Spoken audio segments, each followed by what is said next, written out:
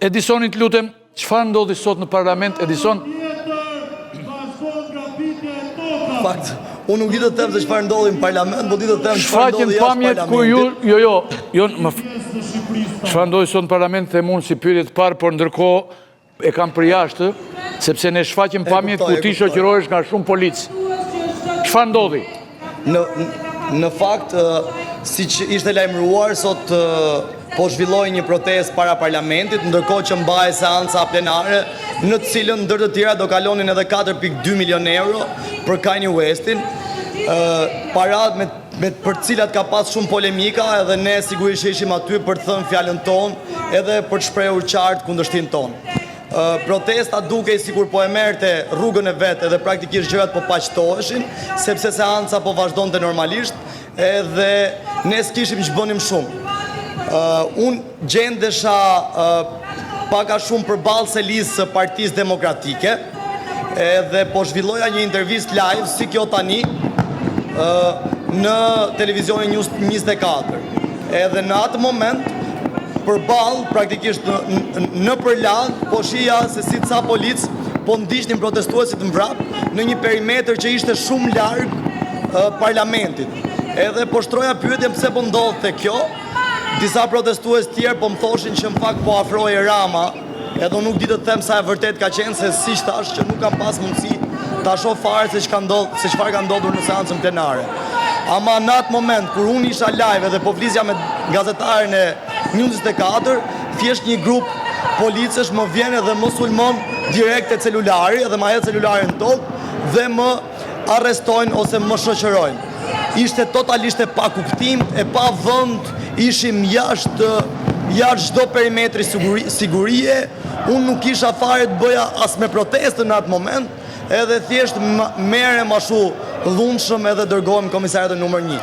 Siç mund ta keni parë, unë kam një buzëqeshje në fytyrë, është një buzëqeshje krejt cinike, sepse nuk po e kuptoja as çfarë po ndodhte, se ishte totalisht absurde edhe shoqërimi që po më bëni. Edison, duket sikur ulja e pjesëmarrjes, kohë gjatë, dita e 54, një vape të mërshme tjera që janë në disfavor të çdo proteste në çdo vend të botës ku do ishte ajo. Duket se në një farë mënyrë po e radikalizon protestën. Keni këtë ide ju ajo? Në fakt jo, po të vini tani te kryeministria, njerë nuk kemi të bëjmë një ulje, sigurisht në raport me 2 datat e mëdhaja që kishte shumë pjesëmarrje të lartë, sigurisht që po, ama protesta vazhdon të ruajë në mënyrë konstante numrat e saj. Pra praktikisht ne referohemi këtyre numrave që nëse protestuesit shkojnë nga kryeministria deri te laguna, ne themi që protesta i ruan numrat e saj. Po le të ikim nga kjo. Unë mendoj se ne nuk kemi fare të bëjmë një radikalizim protestës.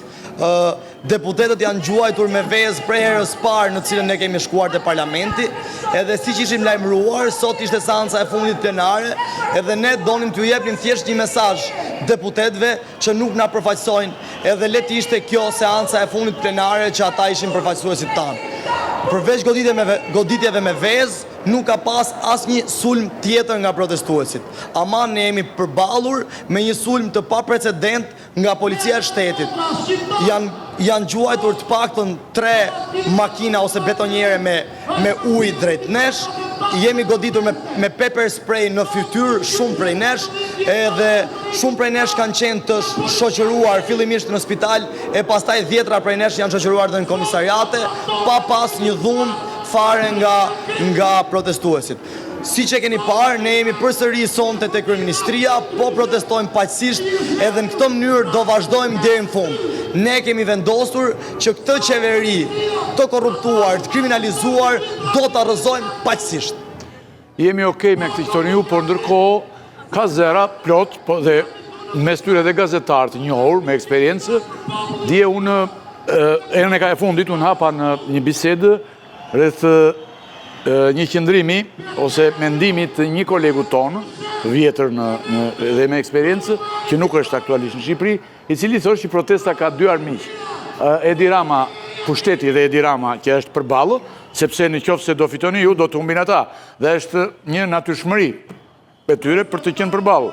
Ndërkohë keni edhe një tjetër armik, thot ai, ishte dhe një armik tjetër që është Sali Berisha, cili ishte kolon e 5, është mbrapa dhe duket sikur njerëz të tyre janë futur mes jush. Kazera, ju e keni konstatuar, është e vërtet apo jo?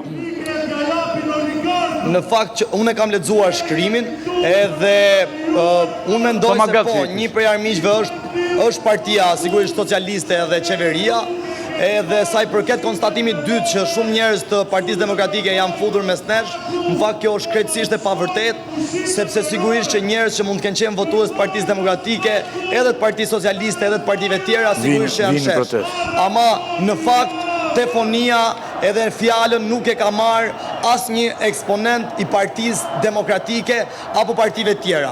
Kështu që protesta vazhdon të jetë civile, qytetare, sigurisht me prani edhe me koloritet të ndryshëm politik, po jo me përfaqësi politike të asnjërës prej partive që ne kemi. Edison shpesh kemi vënë re, ndryshe nga 2 javë e para, që ishte një dje e bukur shumë, kemi vënë re që vinë njerëz të cilët duket sikur se në çdo gjë, në çdo zhvillim, në çdo përpjekje, në çdo mundim, në çdo ngjarje, në çdo zhvillim, ka një selektim, një përpjekje për të kontrolluar situatën, që mos vinë për shembull njerëz dhe thotë për shembull mua më duhet më ka lënë buri, ose hallet që kanë që është i mbushur me hallë, ose për shembull edhe njerëz që nuk janë mirë. E pyeta unë, në fundit një zonjë, vajzë që paraqite unë, dhe ajo doli dhe tha, bile ma thanë më përpara që kemi gjetje për këtë gjë, për të thënë. Dhe gjetja ishte që ata s'kan kuvend, s'ka spital, dhe do vinë aty. Po ndoshta nuk duhet. Si e mendon ti këtë gjë? Duhet të ketë një filtr apo jo? Tani, problemi nëse duhet të ketë një filtr është do na vendoset instanca që duhet vendos filtrin. Edhe këtu bëhet problem, sepse duke qenë se kjo është demokratike, edhe secili prej njerëzve që do të marrë fjalën është i lirë ta marrë, pasi mban një radhë, ne kemi një formë krejt, si më thon, pyetësori kështu, kuptimin për ça do flasësh, pyetjet thjesht bazike, ama ne nuk jemi askush që të vendosim edhe të përzgjedhim se kush duhet flasë edhe kush nuk duhet flasë. Edhe akoma më tepër, ne nuk e dim Ylli se çfarë ka njerëzit në kokë derisa ata e thonë. Sigurisht momentin që thuhen gjëra që janë të papërshtatshme, pikërisht thuhen gjëra që janë të papërshtatshme për këtë protestë, e vetmja gjë që ne mund të bëjmë është që të dalim pas atyre folësve edhe të sqarojmë që ky nuk është mendimi i protestës. Ky nuk është mendimi i protestës, po është mendimi personal i dikujt prej masës që protestuese. Edison, e fundit që kam unë një kuvent, po bën përpjekje shumë, janë mbledhur për të bërë një kuvent. Bile vinë edhe ty njerëz edhe shumë që vinë kudo. Për shembull, ka shpërthime, kishte shpërthime dikur Partia Demokratike nësoj deputetët, një pjesë e tyre erën dhe u bën dhe deputetë, vjen Erdi Selemi Sheni pashun aty, po vraponte që të futej te ky kuvend gjithë. Ti ç'mendim ke për të kuvendin? Shiko, me thonë drejtën, t'jem krejt i sinqert, unë mendoj se nëse kjo është thjesht një nga format në cilat sheshi organizohet, për mu është normale në diversitetin e sheshit. Ama nëse do kemi të bëjmë me një mënyrë e cila të tentoj të përfaqësoj sheshin, unë mendoj se është e gabuar. Askush nga ne nuk mund ta përfaqësoj këtë shesh, përfshirë dhe mua apo grupe të tjera në protest. Ky shesh është aq heterogjen Ylli, sa që nuk ka jo një fytyrë, jo një grupim, jo një parti, po as një kuvend që e përfaqëson. Unë mendoj që pas rrëzimit të Edi Ramos do të kemi kohë që të ndërtojmë kuvendet, të ndërtojmë këshillat, të ndërtojmë sindikata, të ndërtojmë pse jo edhe parti, po ama qëllimi kryesor i këtij sheshi është që të rrëzojë Edi Ramon. Pastaj le të hapim të gjitha kartat edhe secili le të ndjek rrugën që e mendon më të arsyeshme. Edison, ju do të vijoni, Besoj çdo ditë pa ndërprerje. Pa tjetër, gjdo ditë pa ndërprerje, edhe Ylli nuk është mas në dorën tonë të jemi krejt korrekt.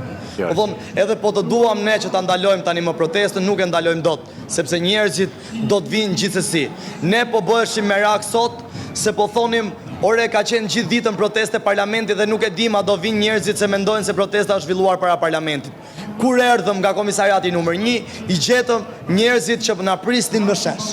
Kështu që kjo do të thotë që as ne nuk e dim se kur kjo protest do të ndaloj.